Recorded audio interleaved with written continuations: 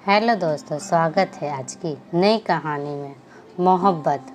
भयंकर गर्मी के बाद बारिश की छोटी छोटी बूंदें बेचैन मन को आश्वासन सी दे रही थी। यद्यपि मालती जानती है कि इसके बाद चिपचिपे पसीने का एक नया दौर शुरू होगा, पर उससे क्या, जब बादलों और सौंधी हवा से भरे ये पल मन को सुकून दे रहे हैं तो उसका आनंद क्यों नहीं उठा लिया जाए। तो क्या यही सिर्फ आज में जीने की आदत ने मालती को कुछ यूं छला है कि समय रेत की तरह उंगलियों के बीच से निकल गया। वो लाड़ दुलार भरा बचपन, स्कूल कॉलेज के अलमस्त दिन और बहुत कुछ बनने के वे ढेर सारे सपने, नौकरी भी करनी थी, भरतनाट्यम का पूर्ण प्रशिक्षण भी लेना था, छुट्टी में ड्रेस डिजाइनिंग भी सीखनी थी और ना जाने कितने रोमांचक स्पोर्ट भी सीखने थे। मानो सामने एक असीमित आकाश हो और उसको मुट्ठी में बंद कर लेने की क्षमता भी। पर ऐसा क्यों हुआ? धूमकेतु की तरह उतर रवि सर ने अचानक उसकी दुनिया ही बदल दी। बहुत कम दिनों के लिए कॉलेज में आए थे वह। शायद मैथ से सर ने किसी मजबूरी में लंबी छुट्टी ली थी और कॉलेज ने रवि सर को अस्थायी तौर पर बुला लिया था। मालती ने उनको देखा तो देखती ही रह गई। बिल्कुल फिल्मी हीरो जैसा ऊंचा कद, चौड़ा सीना और स्टाइलिश रहन सहन। पता ही नहीं चला कब उसका मन उसके घुंघरेले बालों के पंचों में उलझ गया। उसकी आंखों में अपने प्रति उपरे आकर्षण को पढ़ने में रवि सर ने कोई गलती नहीं की थी। बीच में वह उनकी तरफ देखकर मुस्कुरा देते तो वह धन्य हो जाती। इन लगाव ने उसके समूचे व्यक्तित्व को ही बदल कर रख दिया था कि खिलदंडी मालती चुप सी हो गई। इंजीनियरिंग और भरतनाट्यम की एक जगह अपनी खूबसूरती को संभालने, नए नए फैशनेबल कपड़े की जानकारी और दलदक जीवन शैली ने ले ली। रवि का कॉलेज आना तो जल्द ही बंद हो गया था, पर उन लोगों का मिलना जुलना चलता रहा। भैया को रवि बिल्कुल पसंद नहीं आए थे। मालती की जिद पर पापा उनके यहाँ रिश्ता लेकर गए, पर वो तो कोई बात आगे बढ़ाने के बजाय नाखुश ही होकर लौट आए। उन्हें ना उस घर का रहन सहन पसंद आया था, ना स्तर ही, और उस पर से उनके पिता ने अपने बेरोजगार बेटे के लिए लंबा चौड़ा दहेज मांगकर ताबूत में आखिरी कील ही जड़ दी थी। यूं लाडली बेटी को कुछ भी देने में पापा को कोई परेशानी नहीं थी, पर अगर कोई सिर्फ दहेज की ही बात कर रहा है तो वह तो सही आदमी नहीं हो सकता है ना। पापा ने उसे पास बिठाकर बड़े प्यार से समझाया था। बेमन से ही सही मालती ने उनकी बात मान ली थी और रवि की रट लगानी भी छोड़ दी, पर उसकी समझ में एक बात बिल्कुल नहीं आई कि इस घटना के बाद उसके घर के लोगों को उसकी शादी करने की ऐसी क्या जल्द पड़ गई थी कि रत्न जैसे लड़के को उसके लिए पसंद कर लाए। चेहरे में कुछ ऐसा नहीं कि दोबारा उस पर नज़र डालने का भी मन करे, और ना बातचीत का ही कोई स्टाइल। और उधर मम्मी पापा भैया सब उस पर लट्टू ही हुए जा रहे थे। अगर बड़े सरकारी अफसर थे तो ज़रा रौबदार ही दिखाते। ये भी कोई बात हुई कि पुरानी सी गाड़ी लेकर अपने से चलाकर चले आए। उनकी माँ, पिताजी, छोटी बहन, किसी की कोई पर्सनालिटी ही नहीं। मालती को पता था कि रत्न जैसे मामूली इंसान को मालती जैसी लड़की 3 जन्म लेने पर भी नहीं मिलेगी। सो उन लोगों को तो उसे पसंद करना ही था, पर क्या करे अगर घर में हर समय रत्न की सादगी और अच्छे स्वभाव के चर्चे चलते रहते हैं, और ऐसे में उसका आगे पढ़ने का तर्क तक किसी ने नहीं सुना। फिर बाद में जब रोज़ रात में चुपके चुपके रत्न के फ़ोन आने लगे, जिनमें कभी उसकी खूबसूरती की तारीफ़ होती तो कभी हनुमान के लिए ऊँटी की सुंदरता का जिक्र होता, तो उसे भी उनका व्यक्तित्व ठीक ठाक सा ही लगने लगा और स्वयं को वक्त की लहरों के हवाले छोड़ दिया। ब्याह कर ससुराल आई तो घर के सारे लोग सचमुच सीधे और सच्चे लगे। सास ने अपनी नन्ही सी दिखने वाली 19 वर्षीय बहू पर ज़्यादा जिम्मेदारियां छोड़ना उचित नहीं समझा और रत्न दिल भर घर के बाहर ही रहते थे। अब मालती के पास अपने लिए ढेर सारा समय होता था। शादी को लगभग साल भर बीत चुका होगा जब बाजार में यूं ही रवि सर से भेंट हो गई थी। हाल चाल पूछते थे। उन्होंने उनका मोबाइल नंबर ले लिया और रोज़ फ़ोन करने लगे थे। अब जाकर मालती को पता चला था कि गलती तो खुद उनके पापा की ही थी, जिन्होंने भैया की बातों में आकर दो प्रेम करने वालों को अलग कर दिया। अब क्या करें मालती, अब तो वह चक्र में फंस चुकी है। रवि जैसा सुदर्शन पुरुष उसके लिए बाहें फैलाए बैठा रहा और वह रत्न के साथ बांध दी गई। रत्न और उससे संबंधित हर चीज़ में अब कमी ही कमी नज़र आने लगी थी। उधर रवि के व्यक्तित्व का आकर्षण उसकी बातें सिर चढ़कर बोलने लगी। फिर लगा कि भला कब तक दो नावों में पैर रखकर चलती रहेगी, तो कोई कठोर निर्णय तो लेना ही पड़ेगा।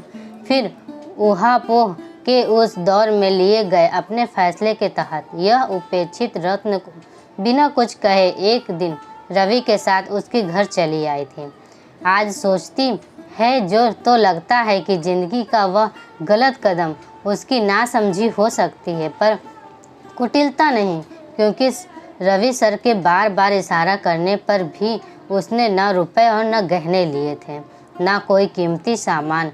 पर्स में 1,500-2,000 रुपयों का साथ वह तो कुछ ऐसे चली आई थी मानो सिनेमा हॉल जाने के को निकला हो। रवि बहुत नाराज़ थे। उन्हें पता है न कि अभी मेरे पास कोई काम नहीं है, कैसे संभालूंगा तुम्हें, तुम्हारे अपने खर्चों भर पैसे को तुमको ले आने ही चाहिए थे ना। पर मालती ने कोई खर्चे है ही नहीं कहा। बिल्कुल साधारण तरीके से रह सकती है वह भी कोई नौकरी कर लेगी और अपनी पहली तनख्वाह से रवि को मोटरसाइकिल गिफ्ट करेगी। उसकी भर सुविधा का ध्यान रखेगी वह और दुनिया के सामने प्यार की मिसाल होगी उसकी कहानी। पर शुरुआत ही कड़वाहट हो गई थी। रवि शायद उसकी तरह नहीं सोच रहे थे। उन्होंने तो मानो धड़ाम से उसे हकीकत ही धरातल पर लटा दिया था कि फ़ोन पर इतना बड़ा लाड़ प्यार दिखाते उनके बिना जिंदा न रह पाने का दावा करने वाले रवि अब उससे सीधे मुँह बात भी नहीं करते थे। किसी राजकुमारी की तरह पली बढ़ी मालती को अब समझ आया कि वह क्या गलती कर बैठी। डांट झपट जल्दी ही मारपाट में बदल गई और कुछ ही क्षणों में उसने भोग लिया कि रत्न के प्यार दुलार भरे स्पर्श और रवि के बलात्कार में क्या फ़र्क। अपने पराये का फ़र्क देख भौचक्की थी। वह रवि चाहते थे कि पापा को फ़ोन करके आर्थिक मदद मांगे, पर अब कोई भी दूसरा कदम उठाने से पहले वह जरा थम कर अपनी स्थिति पर सोचना चाहती थी। पापा और भैया से उसे इतना डर भी तो लगता था। ऐसा थोड़े ही ना था कि वह फ़ोन करेगी और पापा पैसा लेकर आ जाएंगे। पता नहीं वह अब उससे बात भी करेंगे या नहीं। क्या वो कभी यहाँ से वापस जा सकेगी। उस दिन अचानक पापा को आया देख कितनी खुशी हुई थी उसे, जैसे कि कोई बुरा सपना देखते देखते नींद खुल जाए। अब बस वो यहाँ से जाना चाहती थी, उनकी हर बात मानना चाहती थी। पर रवि ने उसे कमरे में बंद कर अपने नए बिजनेस के लिए 10 लाख रुपए मांगने के लिए धमकाना शुरू कर दिया था। कुछ नहीं हुआ था। फिर पापा की नज़रों में छिपी वह नफ़रत, वो परायापन, उनके कठोर हाथों का वह थप्पड़ जिसके निशान गालों पर 3 दिन तक बने रहे थे, और टूटे विश्वास की वे किरचे कि पापा उससे सारे संबंध तोड़कर लौट गए थे और साथ ले गए उसका सारा बचपना। समझ गई थी वह कि सब कुछ समाप्त हो चुका है। वह पूरी दुनिया में अकेली हो चुकी है, परंतु स्थिति को स्वीकार कर लिया और वह रवि को वासना पूर्ति और उसकी माँ की नौकरानी जो जैसा नचाता नाचने लगी। आत्मविश्वास ऐसा टूटा कि दिमाग में ही नहीं आया कि अगर रत्न को छोड़ सकती थी तो रवि को क्यों नहीं छोड़ पा रही है। या शायद वह एक भयंकर शौक की अवस्था में थी। अपराध बोझ इतना कि अगर वे लोग कुछ लाख रुपयों के लिए कहीं बेच भी आते तो वह इसी को अपने कर्मों का फल मान बैठती। 6 महीने बीतते बीतते जब वह सूख कर कांटा हो चुकी, सांवला रंग और आंखें कोटरों में घुस गई थी, तब एक दिन पता चला कि वह इस दुनिया में चमत्कार भी होते हैं। उसे तो आज तक नहीं पता कि रत्न को इस बात की खबर कैसे मिली।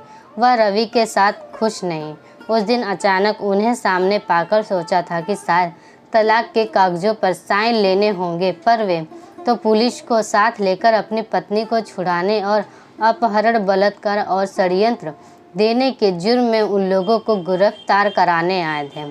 किसी देवदूत की तरह वह उसे बुरे सपने से बाहर ले आए थे और एक बार फिर मालती ने स्वयं को समय की लहरों के सक्षम स्थिर छोड़ दिया था। रत्न के घर पहुंचकर 2 दिन वह अवश्य निठाल भूखी प्यासी एक कोने में पड़ी रही। फिर धीरे धीरे अपनी स्थिति समझ में आने लगी कि वह रत्न के माता पिता और भाई बहन कोई भी उसे अपने घर में वापस लेने को बिल्कुल भी तैयार नहीं थे।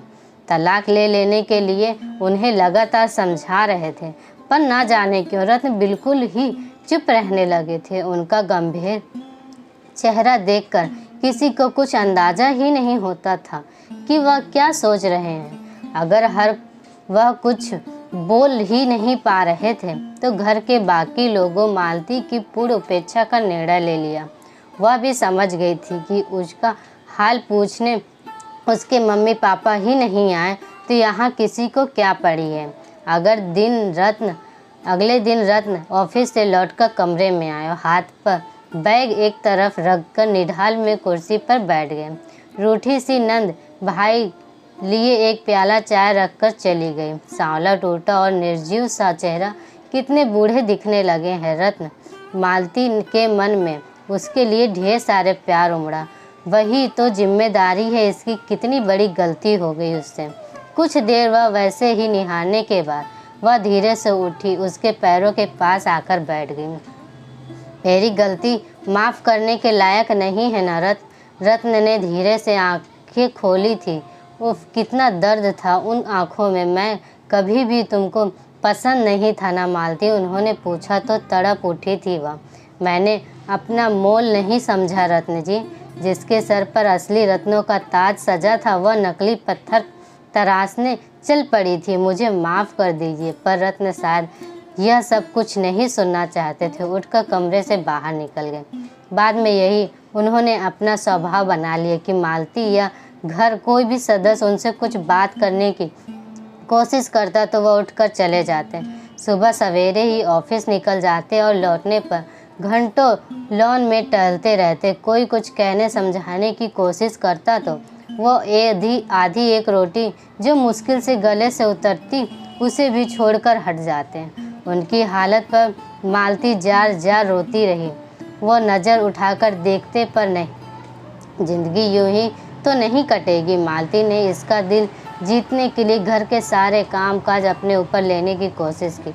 सभी लोगों के अलग अलग माफ़ी भी मांगी, पर वह क्या करे अगर कोई उससे बात ही नहीं करना चाहता। कुछ कड़वा कुछ तीखा मुंह से ना निकल जाए, यह साप्रभान बनाए रखने के लिए कुछ ना बोलना ही सबको आसान लगने लगा था। उधर मालती के मन में गहरा डर भी बैठा हुआ था। पता नहीं कब रत्न का मन पिघलेगा। वह घर वालों की बात मानकर किसी अच्छी सी लड़की से शादी कर लेंगे, फिर वह क्या करेगी। एक अजीब सा सन्नाटा मालती के इर्द गिर्द बिखरी पड़ी रहती। क्या करे वह, कहाँ चली जाए। वह तो रत्न से बस इतना कहना चाहती थी कि भले मारे पीटे प्रताड़ित करे, पर कुछ तो बोले। उन्हीं की खुशी अगर सामने पाकर असहज हो जाती। मालती अपना सामान समेट कर घर के बाहर वाले छोटे कमरे में आ गई थी। अगर हर समय गिड़गिड़ाने से माफ़ी नहीं मिलेगी तो इसे सब पर छोड़ना होगा। सोचना ही पड़ेगा कि भविष्य में स्वयं को कहाँ पर देखना चाहती है। अगर दीनता का प्रतिमूर्ति नहीं बनना है तो अपने अंदर वो शक्ति संचित करनी होगी कि लोग उससे इज्जत करने को मजबूर हो जाएं। जीवन को नई दिशा देना है तो अपने पैरों पर खड़ा होना पहली ज़रूरत थी। घर के वापस स्थिति एक छोटे से स्कूल में कुछ घंटों की नौकरी का इंतजाम कर मालती ने कॉलेज में एडमिशन भी ले लिया। पढ़ाई जो कभी बीच में ही छूट गई थी उसे ही पूरा करना होगा, शायद तभी आगे सोचना संभव होगा। जीवन एकाएक बहुत व्यस्त हो गया। यथासंभव वह रत्न के सामने पड़ने से बचती, पर कभी कभी छुपकर दुख की उस मूर्ति के दर्शन जरूर करती रहती जिसकी दुर्दशा का कारण वह स्वयं थी। उनकी उदास मूर्ति उसे मेहनत करने को उकसाती। कड़ी मेहनत के उन कई वर्षों के बाद कई दिन ईश्वर उस पर प्रसन्न हो गए।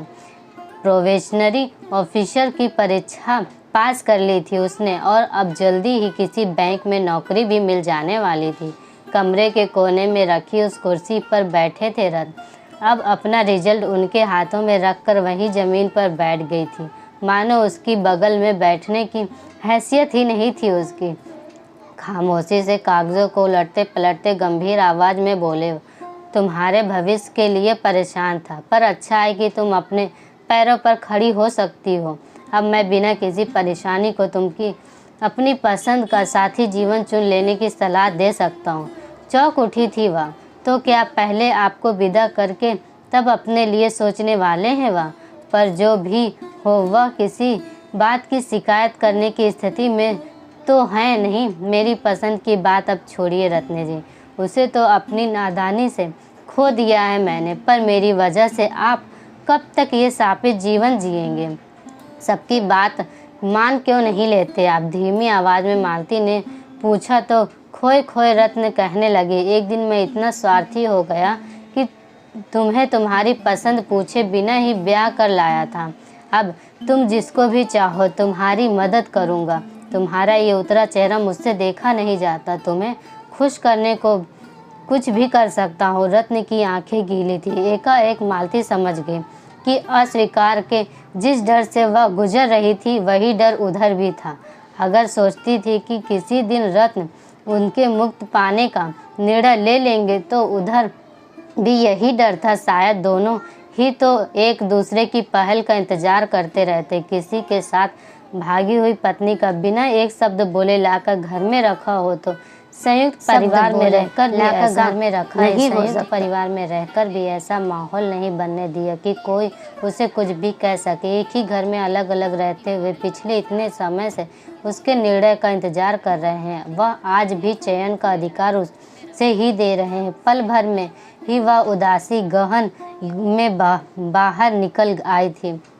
अब तो महसूस हो रहा था कि दुनिया के सबसे सौभाग्यशाली वह और ईश्वर ने जो उसे दिया है वह किसी और के पास नहीं होगा। बरसों से जमी धूल साफ हुई तो चमत्कार अधूब अंतर्मय के कोने कोने तक जाकर पसर गई। अब मालती की आवाज़ में चापलता थी, जीवन साथी तो मेरे पास है, बस उसके दायित्व से उसका प्यार बनने तक का सफ़र तय करना बाकी। उसकी बात समझने में रत्न को कुछ समय लगा था। फिर वह उठे और पैर मोड़कर उसके पास वहीं ज़मीन पर बैठ गए। मालती के हाथों को पकड़कर कहने लगे, मुझे तो सिर्फ तुम चाहिए थी सुनी, ना समाज की परवाह ना किसी और का ख्याल। बस तुम कह दो मैं तुम्हें पसंद हूँ। इस बार मुझे मत नकारना, मैं बर्दाश्त नहीं कर पाऊँगा। तुम्हारी पसंद पर पूरा उतरने के लिए मैं कुछ भी कर सकता हूँ। मालती जानती है वह, पता है सबको।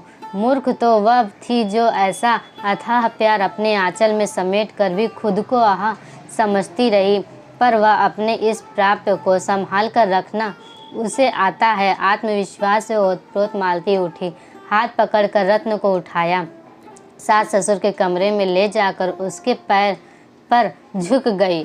हमें नए जीवन का आशीर्वाद दीजिए पापा।